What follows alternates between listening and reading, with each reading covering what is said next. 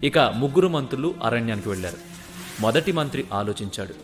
రాజుగారు పండ్లు తెమ్మన్నారంటే ఏదో విశేషం ఉండి ఉండాలి, కనుక మంచి పండ్లు తీసుకుని వెళ్ళాలి అనుకుంటూ అరణ్యం అంతా తిరుగుతూ పండ్లు నింపసాగాడు. ఇక రెండో మంత్రి ఆలోచన ఎలా ఉందంటే, రాజుగారికి పండ్లకు ఫలాలకు లోటు ఉండదు, అయినా సరే మమ్మల్ని అడవికి పంపించారు, సరే ఏదోలా ఒక బస్తా నింపేస్తే చాలు అనుకుంటూ కంటికి కనిపించిన పండ్లు అంటే తాజా, వాడిన, పుచ్చిన, భేదభావం లేకుండా దొరికినవన్నీ సంచిలో నింపడం మొదలుపెట్టాడు.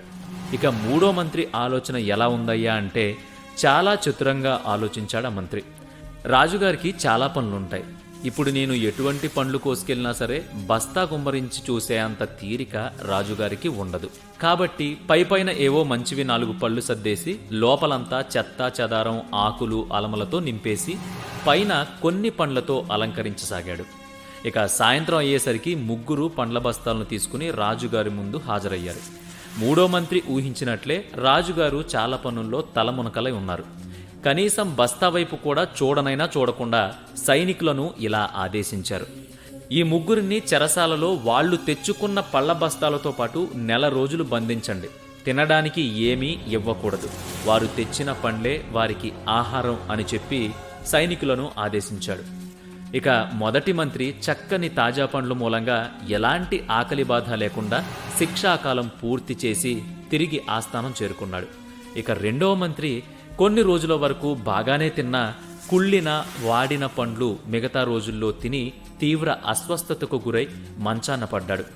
ఇక మూడవ మంత్రి విషయానికి వస్తే పైపైన అలంకరించిన పండ్లతో 2 రోజులు మాత్రమే గడపగలిగాడు. తరువాత వచ్చే ఆకులు, అలమలతో మరో వారం పాటు మాత్రమే గడిపాడు. తర్వాత ఆకలి బాధ తట్టుకోలేక చేసిన పనిని తలుచుకుంటూ కుమిలిపోతూ ఆకలితో చనిపోయాడు. దీన్నే కర్మ అంటారు. మనం చేసిన పనులకు తగిన ప్రతిఫలం తప్పక లభిస్తుంది. మంచి కర్మలకి మంచి, చెడు పాపకర్మలకు చెడు పర్యావసానాలు తప్పవు.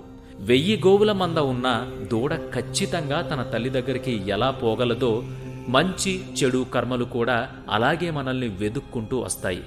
ఇదే కర్మ సిద్ధాంతం పనిచేసే తీరు. అందుకే మనం చేసే పని ఏదైనా చేసిన కొద్ది సమయంలో శ్రద్ధగా చేసినట్లయితే దానికి సంబంధించిన ప్రతిఫలం మనకి ఖచ్చితంగా ఒకానొక రోజు దొరికి తీరుతుంది. ఏకం సర్వం చిత్తమానందపూర్ణం